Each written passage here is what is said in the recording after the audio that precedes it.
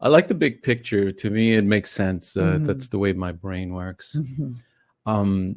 So the big picture is this: we as human beings have to undergo 3 separate births, not just one birth. The first birth, of course, is we're born as biological beings, Mhm. as this body, and we start off as little babies.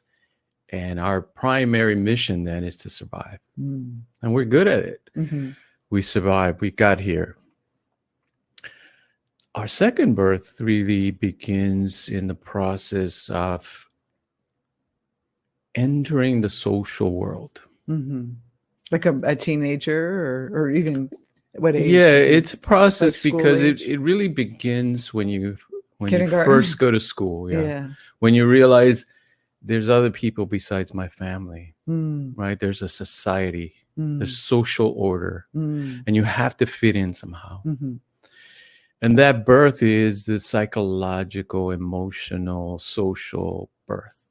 So at first we're just surviving. We're learning how to like make sure we're fed and our Yeah. diapers cleaned, and we're learning to walk and all those, how to speak and communicate. And then the second level is a social level. That's very interesting. That birth of your social life. That's right. Jung called it the persona. We Mm. create a persona to go out there and Mm. interact with the Mm. world.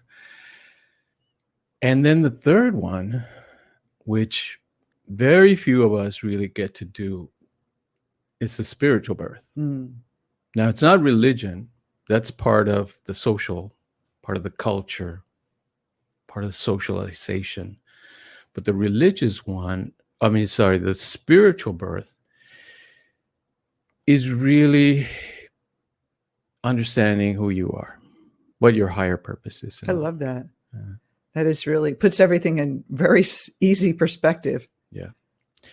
And if you don't go through these cycles, these kind of challenges that life sets up for us, Mm-hmm.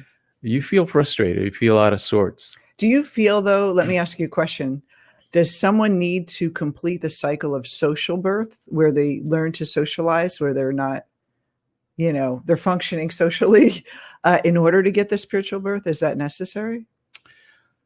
Because there's some people that are antisocial and like kind of, they really can't make friends and they're really just having a lot of issues around that. I would say you have to come to terms with it somehow. Okay. Yeah, you have to come to terms. You don't have to do it like most people are doing it or like anybody else says it has to be done, but you have to come to terms with it at some level.